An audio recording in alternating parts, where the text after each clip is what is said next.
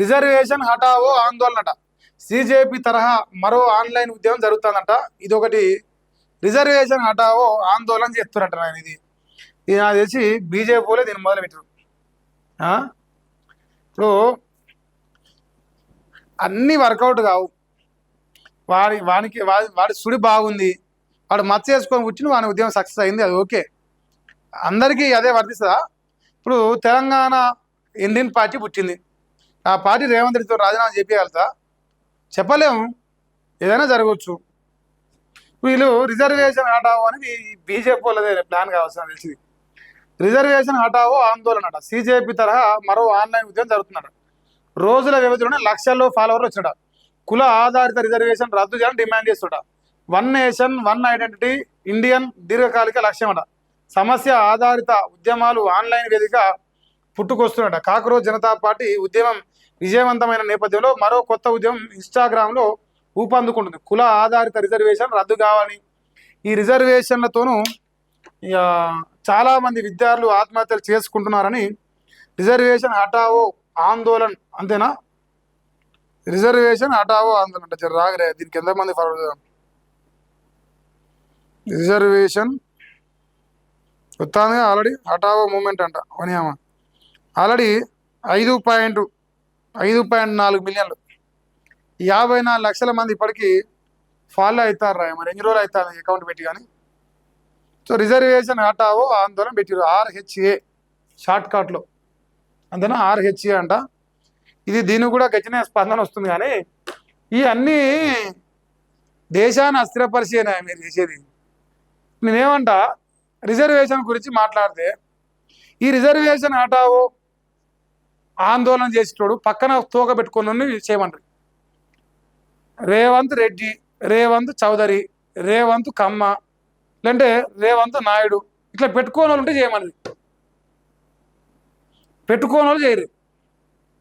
ఇప్పుడు కులం అనేదే ఉండదని చెప్పరాదు. రిజర్వేషన్ కులాలకి ఇస్తారు, కులం అనేది లేకుండా చేయాలి దేశంలో చెప్పురి. ఇంకో మాట చెప్తా, ఈ దేశమే కుల ఆధారిత దేశం.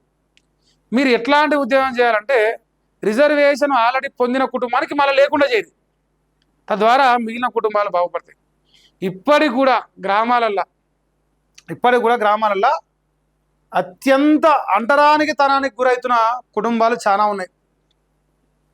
ఈరోజు కూడా మనం ఓపెన్గా మాట్లాడితే గ్రామాలలో దళితుల వాళ్ళు ఏర్పాటే ఉన్నాయి. ఈరోజు కూడా ఈ స్వతంత్ర భారతదేశంలో 78 ఏళ్ల స్వతంత్ర భారతదేశంలో ఈరోజు కూడా దళితులు ఊరవుతూనే ఉన్నాయి.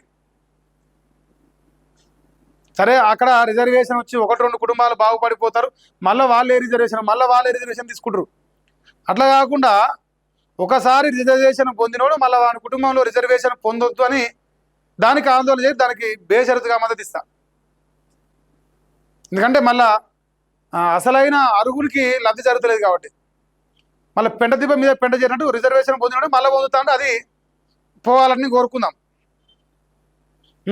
కొందరు స్వచ్ఛందంగా మేధావులు, సమాజం మీద ప్రేమ ఉన్న వాళ్ళు స్వచ్ఛందంగా రిజర్వేషన్ తీసుకుంటలేరు. కొందరు ఫైనాన్షియల్గా విల్ ఆఫ్ ఉన్నవాళ్ళు.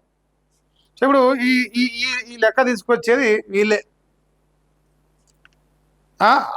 అగ్ర కులాలకు సంబంధించిన వాళ్ళు తీసుకొస్తారు. ఓకే, సంతోషం. మీ ఆందోళనలో కూడా అర్థం ఉన్నది. మీకు కూడా ఈడబ్ల్యూఎస్ ఇస్తారు కదా. అగ్ర కులాల్లో ఉన్న పేదలకు కూడా అవకాశాలు కల్పిస్తారు. ఇలా ఇప్పుడు అగ్ర కులాల్లో కూడా ఇప్పటికి కూడా తిండికి లేక బతికేటోళ్ళు ఉన్నారా? ఎన్నో లేరని ఎవరు అనట్లేరు. కానీ మొత్తానికి రిజర్వేషన్ వద్దు అంటే మహనీయుడు అంబేద్కర్ గారు రిజర్వేషన్ ఎలకాలమేనని చెప్పలే. రాజకీయ నాయకులే ఓన్ తర్వాత కూడా వాళ్ళ అవసరం కోసం, వాళ్ళ రాజకీయ స్వార్థం కోసం దాన్ని కంటిన్యూ చేసుకుంటూ వస్తూ ఉన్నారు. మరి ఇప్పటికి కూడా పేదోడు లేనట్టు ఉన్నాడు కదా, వాస్తవమే కదా. దాంట్లో దాచిపెట్టేది ఏమున్నది? ఇక ఈ హ్యాండిల్ కట రోజుల వ్యవధిలో లక్షల సంఖ్యలో ఫాలోవర్లు వచ్చాడ. ప్రస్తుతం ఈ ఖాతా ఫాలోవర్లు 52 లక్షలు కూడా ఉంటారు. ఇప్పుడు వీళ్ళు చూస్తే 54, అంటే 2 లక్షలు పెరిగిరు. తమ ఉద్యమానికి ఏ పార్టీ మద్దతు లేదని, ఇది కేవలం రిజర్వేషన్ విధానాన్ని వ్యతిరేకించే సాధారణ పౌరుల మద్దతు అని అంటారు. ఇది ఎవడేం పెద్ద నమ్మర్లే, చూడాలి మరి. దీనికి బ్యాక్ ఎండ్లో సపోర్ట్ చేస్తున్నవారని తెలుస్తుంది. ఈ జనతా పార్టీ ఇది కూడా వచ్చిందట, చూసుకోరి. అంతే. ఇప్పుడు కేంద్రంలో ప్రభుత్వం తలొగ్గింది ఒకసారి, ఇదే అదునుగా ఓన్ తర్వాత మోపైతారు అంతే.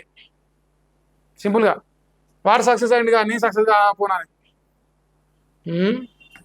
ఇప్పుడు అది జెన్యూన్ ఇష్యూ, ప్రజాక్షేత్రంలో పేపర్ లీక్ అయిన వ్యవహారం తెలిసింది, జెన్యూన్ ఇబ్బంది పడ్డారు కాబట్టి సరే ఆడ ఇష్యూ జెన్యూన్. ఆ ఇన్కంగా ఉన్నవాళ్ళు వాడు పాకిస్తాన్ ఉండా, బంగ్లాదేశ్ ఉండా, దేశ విద్రోహ శక్తులు తర్వాత విషయం. కానీ పేపర్ లీక్ అయ్యింది కాబట్టి నైతిక బాధ్యత వహించరు. ఇదే అదునని చెప్పేసి ప్రతి దాంట్లో ఏలు పెడితే ఎట్లా? మనటైతే దేశం మొత్తం ప్రతిరోజు ప్రతి ఒక్క రచ్చ జరుగుతుంది ప్రతి అంశంలో. ఇప్పుడు రేవంత్ రెడ్డి పథకాలు ఇస్తాడు, ఇంకో హ్యాండిల్ పెట్టాలి మేము కూడా. రేవంత్ రెడ్డి హఠావా అని మేము హ్యాండిల్ మా ఛానల్ పేర్లు మార్చవా?